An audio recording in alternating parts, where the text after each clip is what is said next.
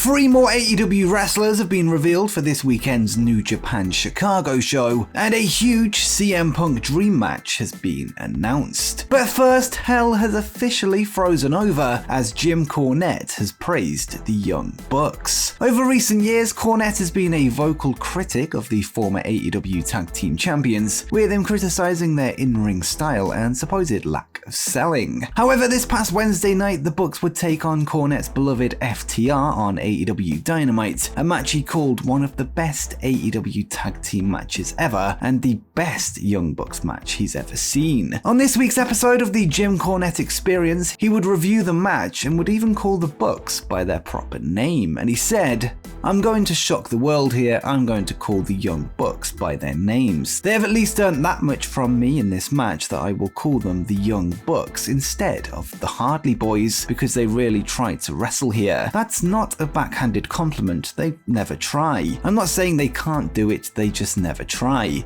But they tried and succeeded to have a wrestling match for the first time in my memory. Who has FTR had a better tag team match in AEW with? I can guarantee you that this was the best Young Bucks match that I've seen by a long margin, a wide margin. There was none of the stupid, well, they still did some of the Young Bucks shit, but it was well placed and didn't take you out of the whole thing, and the rest of it was a wrestling match." Jim is quite the connoisseur of tag team wrestling, with him having managed one of the greatest tag teams in wrestling history in the form of the Midnight Express. Over the past 2 weeks, he's had high praise for 2 tag team contests, first for the FTR vs Briscoes match at ROH Supercard of Honor, and now with the Young Bucks giving him a welcome surprise on AEW Dynamite. Next up, we have some exciting news for wrestling fans in the United Kingdom. WWE would announce the first UK-based stadium show in 30 years, with them heading to the Principality Stadium in Cardiff, Wales on September 3rd. The show will go down in the capital city of Wales, with the Cardiff-based stadium being the home of the Wales National Rugby Union team and the former home of the Wales National Football team. The event will air live on Peacock and WWE Network internationally, with it being the first stadium show in the UK since SummerSlam 1992, which was held in London, England's Wembley Stadium. According to Alex McCarthy of TalkSport, 59,000 people have pre-registered for tickets for the event, which marks a new company record, including WrestleMania. This marks the start of what should be a huge year for UK wrestling fans, with AEW also said to be heading across the pond at some point in 2022. But will you be heading to Wales for this huge September show? Let me know in the comments down below, and maybe I'll see you there.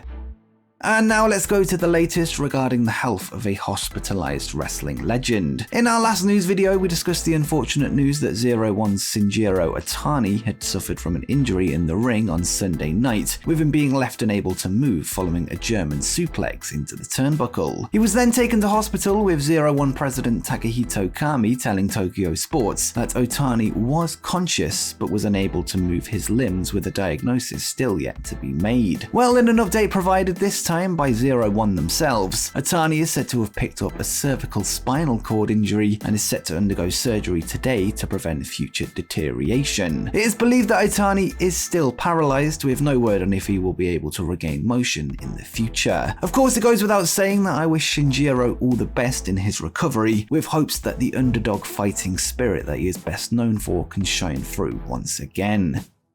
Next up, The Undertaker wants to see a certain released WWE superstar return to the company. Last weekend, during WrestleMania Access, the Dead Man would take part in a Q&A session with his fans, this following his induction into the WWE Hall of Fame the night prior. Taker would be asked his thoughts on Bray Wyatt, who was released from WWE last July, with him revealing that he hopes to see the Eater of Worlds return at some point in the future, and he would say, "He is a phenomenal talent and I think he has a lot to offer this industry. So I want to wish the best for him. Hopefully at some point he comes home." The Undertaker and Bray Wyatt would meet at WrestleMania 31, 1 year on from the end of the infamous WrestleMania undefeated streak, with The Undertaker walking away with the win, with him at the time making his record 22-1 on the big show. But do you think Bray Wyatt should return to WWE in the future, or do you think he's better off in another promotion? Let me know what you think in the comments down below.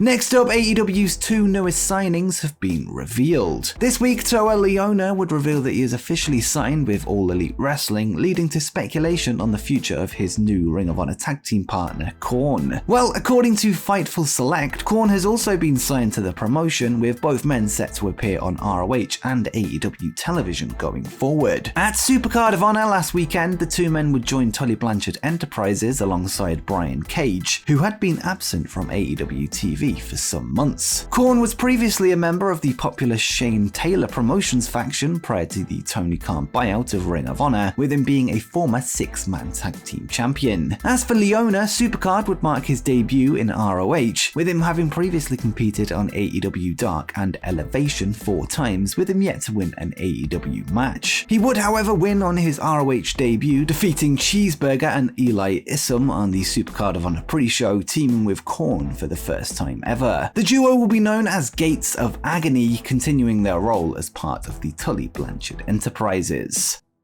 Next, it looks like more undisputed champions are set to be crowned in WWE. Following last Friday's declaration from undisputed WWE Universal Champion Roman Reigns that he wants himself and SmackDown Tag Champions The Usos to hold more gold, it seems that the WWE Raw and SmackDown Tag Team titles could be set for unification. This past Monday on Raw Tag Champions RK Bro would defeat the Alpha Academy in non-title action before they were confronted by the Uso brothers before being challenged to a title unification match, crown the undisputed WWE Tag Team Champions. They would then be interrupted by the Street Profits, who stated that they should be next in line for a title shot, leading to a match between themselves and the Usos later on in the night. The Usos would then defeat the Profits before they would once again face off with Randy Orton and Riddle, with a brawl ensuing between all three teams. Raw would go off the air with the Usos holding up both sets of tag team belts, potentially a sign of things to come. No date has been confirmed for the upcoming bout between RK Bro and the Usos, but we can expect an announcement in the coming weeks regarding a unification match.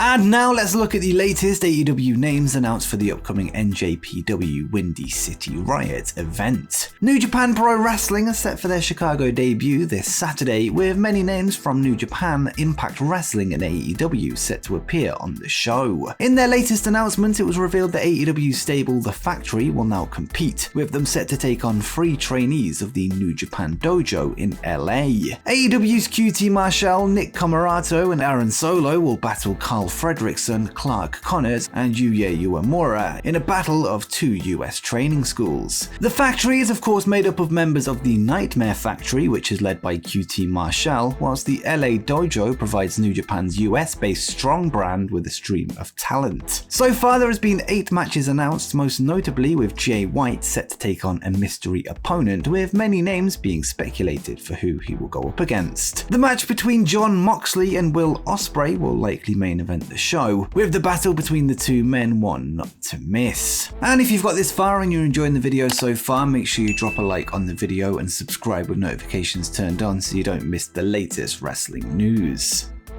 And finally, a huge CM Punk dream match has been announced. On Friday, Punk would take to Twitter to ask for a match on the upcoming episode of AEW Dynamite, with him tagging some of the AEW roster including FTR, Penta Oscuro, Dustin Rhodes, Bryan Danielson, Jonathan Gresham, John Silver and the Young Bucks, with him adding that he'll wrestle basically anyone except Eddie Kingston. His request was later accepted by AEW management, with him now set to take on Penta Oscuro, the former Penta El Zero Miedo and Pentagon Jr. The match will take place tonight on AEW Dynamite and will be the first time the two men have ever met inside a wrestling ring. Penta is a former AEW, AAA, MLW and Impact Tag Team Champion alongside his brother Rey Fenix, and has won major singles titles in Impact Wrestling, AAA and Lucha Underground. The match joins a stacked card that will also see the ROH World Television title on the line, as Samoa Joe takes on champion Minoru Yujiro Suzuki, with the show seemingly being main evented by a match for the AEW World Tag Team titles, as Luchasaurus and Jungle Boy defend their belts against the undisputed Elite Bobby Fish and Kyle O'Reilly. Elsewhere on the card, Marina Shafir will take on Sky Blue. MJF will face Captain Sean Dean after Dean defeated the Pinnacle's Sean Spears last week. Eddie Kingston teams with Santana and Ortiz to take on Chris Jericho, Jake Hager, and Daniel Garcia, and Keith Lee will team with Swerve Strickland to battle Ricky Starks and Powerhouse Hobbs. But let me know your predictions for the show in the comments down below. And before you go, make sure you check out 10 things that you didn't know about AEW's Hook.